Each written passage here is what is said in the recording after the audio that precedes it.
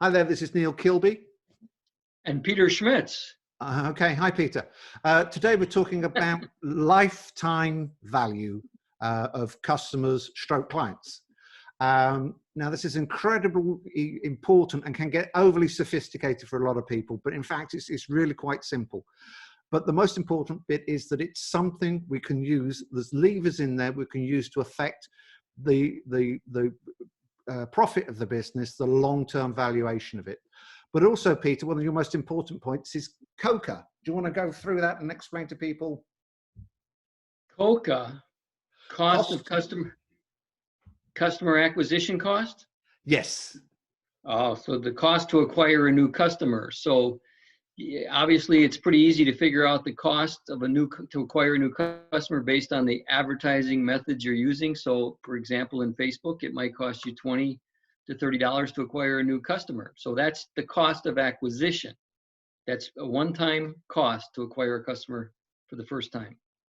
And this relates to lifetime value, because once we know the lifetime value of a customer, we know whether or not they're worth acquiring.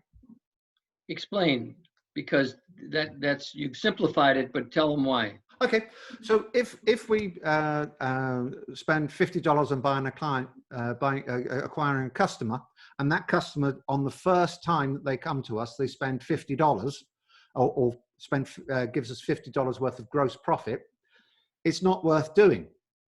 But if that customer becomes what I call a client, which is a repeat customer that we look after, then say they spend $50 once a month for a year, all of a sudden their total spend is $600 for the year, and it's only cost us $50.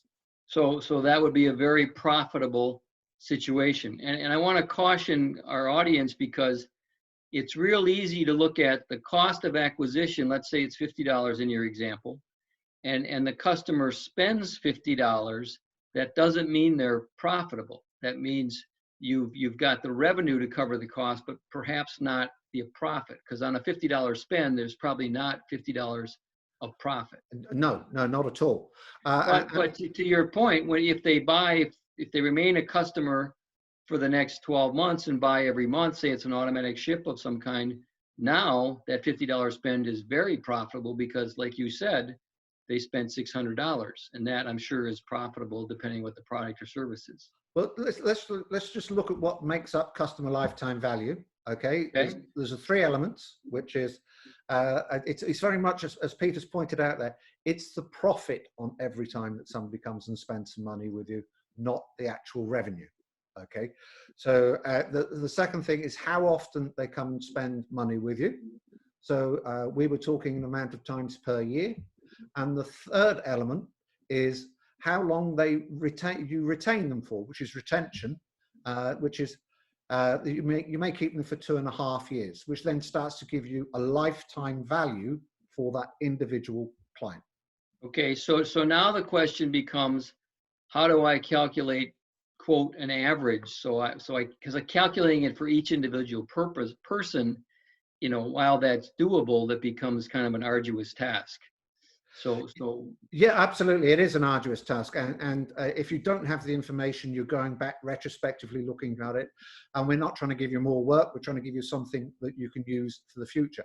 So you can take the total amount of customers you have, and the people who have bought things, and you can divide the total spend that they have by what is the average, the total spend less the cost, so the total profit, by the amount of customers you've had. And that'll give you an average for everybody, which then means you can have an idea of what the average spend on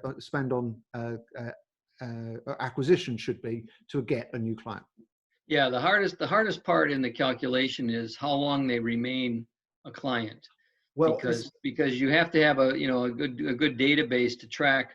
If Peter's a customer in January of 2020, how many months do I remain a customer? And so that's probably the hardest piece to calculate, because you got to go back in time and look at how long people remain a customer.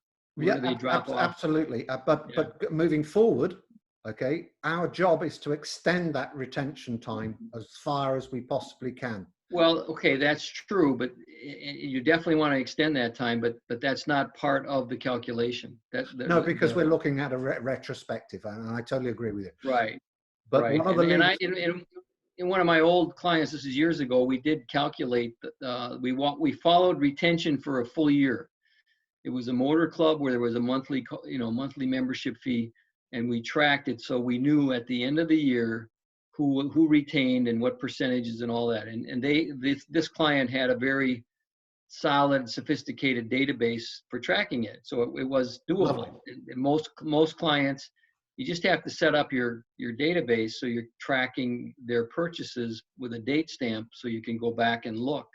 Otherwise, you can't do this calculation, because what's the real value of knowing lifetime value? And you said it a few minutes ago, but I want to remind our audience before we wrap this up. Well, it means, well, there's lots of things it's valuable for, but in terms of customer acquisition, we know what we can spend on acquiring a new customer, so that we are still profitable in acquiring that customer. Okay, so my question is for you and our audience: if our average lifetime value is $600, then how much can I effectively afford to spend to acquire a customer? Well, there's lots of different things going on in there which affect that completely. But if you want a sort of a technical answer, it's just up until $600. Yeah, and I'm not suggesting they spend $550, but realistically, depending on your business, if it's a one-time purchase for $2,000, you can afford to spend $1,000 perhaps to get that client. And have had clients in the past where spending a lot of money made sense to get a customer because their lifetime value is worth thousands of dollars. And so, I mean, you think about what Starbucks might be willing to spend to get a customer, because you're going to drink coffee your entire life. And if you're buying it at Starbucks, exactly, they're very profitable. The other piece of this, Neil, and you know this, is it helps you determine the value of your business. So how does it work for that?